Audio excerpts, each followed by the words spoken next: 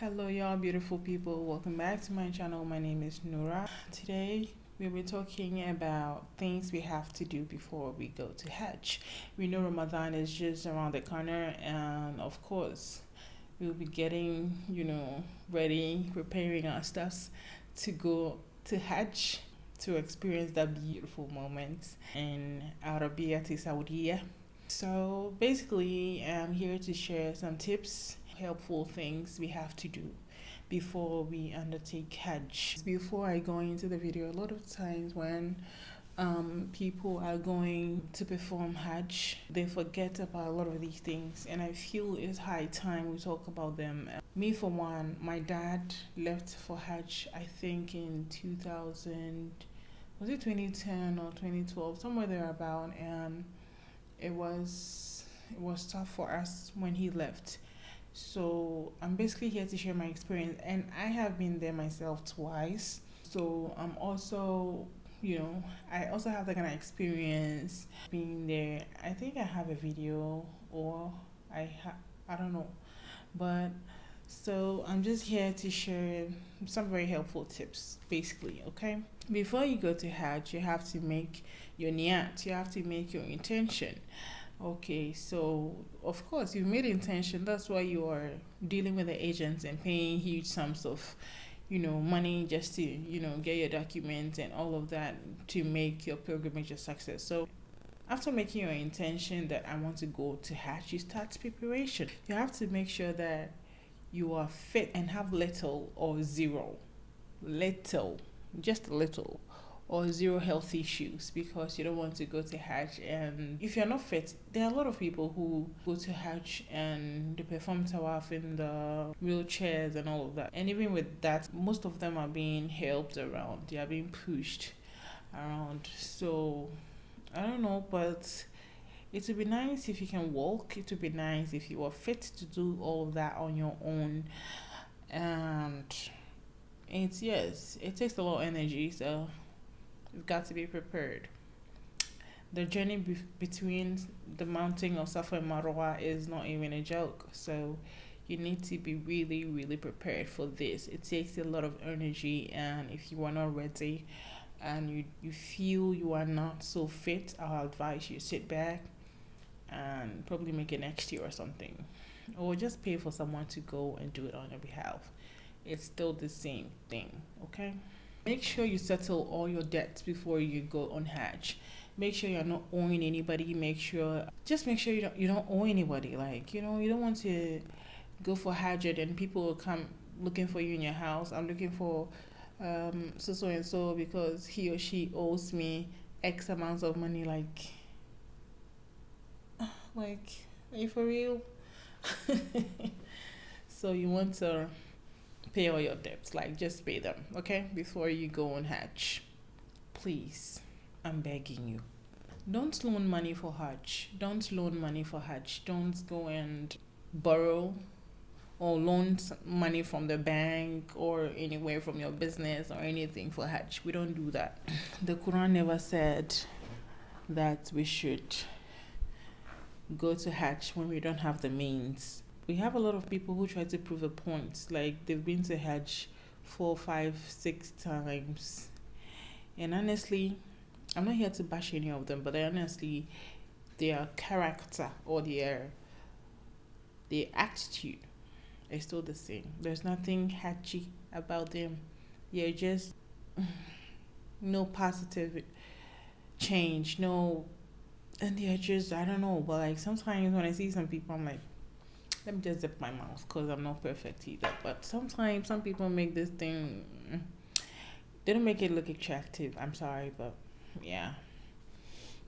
So don't go and loan anybody's money for Hajj, I beg you. And another thing is for us not to use money or proceedings from lottery or fraud for Hajj.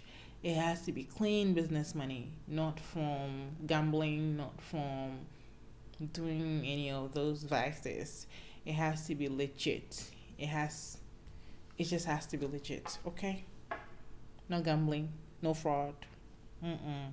Clean money. Don't go to Hajj when your house or your family is in any form of distress or hardship.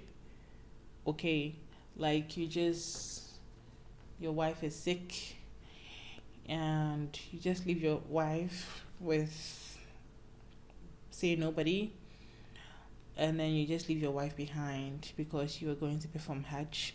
Your husband is sick. You just leave your husband because you feel, yes, this is my time to go to Hajj.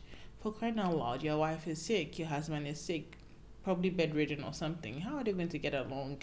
Even if you should get someone to cater for them, it's not going to be as you yourself taking care of them. So let's also take, all of these things into consideration when we are living for Hajj. Let's make sure that people we are leaving behind are going to be okay without us.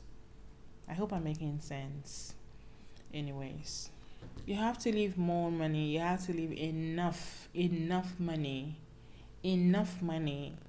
okay, to be able to cater for their family in your absence. Because, like, what a lot of people do is they're in a rush to get the dollars and to get some real. For those of you who don't know, the real is the Saudi currency. They're in a rush to get a lot of real, change it, and then just go to get their stuff done, to get their golden tooth fixed, and to prove a point when they smile. I get people ask me a lot of times, if you've been to Hajj, why don't you have a tooth? Why don't you have a golden tooth? Da, da, da, da, da. I'm like, it disgusts me. I don't like it. I'm sorry to all of y'all, but like, if you have it, it's okay. You like it. But me, I don't like it, and that is why I did not do it. Okay? It's as simple as ABC. We have preferences, we have choices, and that is just my choice. I don't like it. If I wanted it, I would have gotten it. And even now in Ghana, if I want it now, I'll get it. But like, I don't think it's okay for me to show with my teeth to someone that I've gone to do what my religion. It's just an obligation. I'm just doing what I have to do. So I don't have to. The Arabs don't do that. Most of the Arabs don't do that. But I don't know, this thing is from Nigeria or something. And it's all over the place now. People are just, doing these things. Well, I don't have issues with anybody who wants to do that. But me, I don't like it.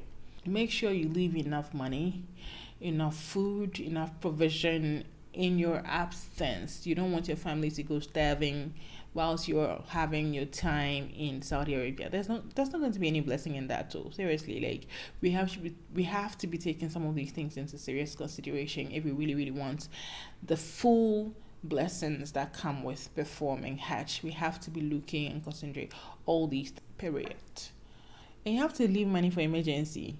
That's just money for emergency. Should in case something happens. Should in case someone gets sick. Should in case, not just food, but just enough for everything. Okay? So that people will not go borrowing in your absence. Oh, Pacho Mami, oh, please, can you loan me 5,000 cedis? When my husband comes back from Hajj, I'm going to give it. Just in case. Before going to Hajj, you also have to make sure that you are at peace with everyone in your family, every one of them. You are not at loggerheads with anybody. Like, you're just cool with everybody.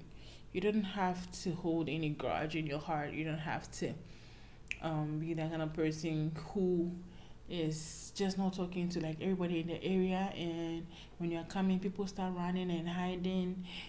Like, you are just like a kai, and you don't also have to be somebody who hurt people. Like, I don't know how to put it. I'm not clean, but let me say you defraud people, and because of that, like, people are saying a lot of bad stuff about you. I don't think it's okay for you to go to Hajj. I mean, that's just my opinion. You can go to Hajj anyways. Your judgment is between you and Allah, but then this is just my opinion, okay? But I feel if you're doing such, I don't think you have to bother yourself, because in my opinion, I feel it's a waste of money. I think we have to be more like, we have to be more centered on the purpose of going to Hajj. Like I made mention earlier, that I didn't go to Hajj to have a golden tooth so that everybody will see that, okay, when I smile, hey, she's been to Hajj, she's Hajjah. No. You don't have to go to Hajj to prove a point. I don't know, just be centered on the fact that it's part of the 5 pillars of Islam, and then you're just going to fulfill that obligation. You're just going to do that part of it. God has blessed you Like Allah has blessed you enough to get to that point where you have like money for it, and then you're just going to do it. Don't make it look like me there, I am me, I have money. And no, it's, make sure that when you come back from Hajj, the effect of Hajj is seen on you. Ha! Some people I know, it's like when they come back from Hajj, they've even been cursed. Hey, it's like they've been cursed though. Because if they're humanizing before they left, when they come back, the humanizing becomes times three. You don't even understand sometimes. You're like, what's wrong with this man? What's what's wrong with this man? It's serious. It gets so bad. Like one Kokranke, yeah. If he had stayed without performing Hajj, it would have been better, because with this moving from one lady to today, you see, some of us, it's okay.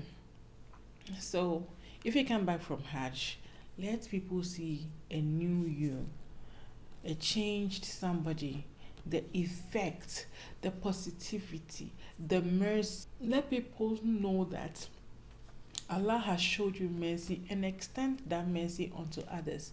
Let people know that Allah has been kind enough to take you and bring you back safely, and that let that kindness, like, exude that kindness onto others. Let them feel that,